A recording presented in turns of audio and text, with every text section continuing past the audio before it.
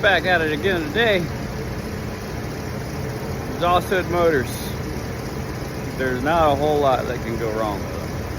So before you change out the entire thing though, you want to check the start capacitor on it. Because you could just save yourself, you know, like $300 if all it is a start capacitor. So I'll show you where that is, how to check it, what to look for, and all that stuff. Let's get to it. This is a Cook hood, a big old turbo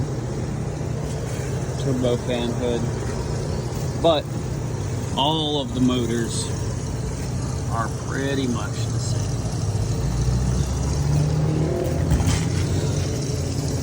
So this thing's super hot, so you know it's overheating. So this goes here. There's 2 screws on either side. Pops off. Capacitor shoved in here. The 2 red wires attached to it. But what you're looking for is any oil. See that corrosion in there? But you can also see there's a crack. This is probably all that's wrong with it. And this is probably a $20 part maybe. That'll fix a $300 to $400 motor. You're looking at the UF, that's the rating.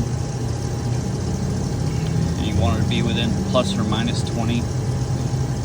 I'm not going to check it because this thing is bad. But when you do, you got to make sure that your meter can check. You want to make sure your meter has the capability of checking microfarads. You have to disconnect at least one side or the other in order to isolate this to get the correct reading on the microfarads. But this thing's bad. I mean, if you see oil coming out of it, it's bad.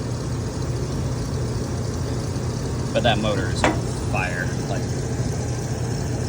I can't touch it. Wow.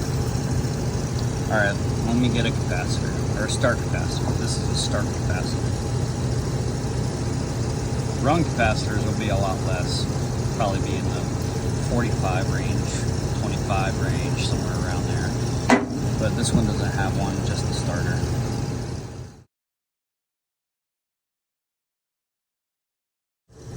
Alright, got the new cap wired up.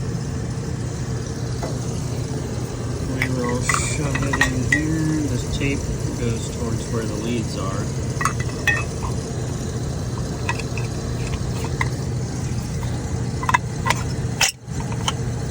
Shove in there. I'll screw that on and then we'll test it out.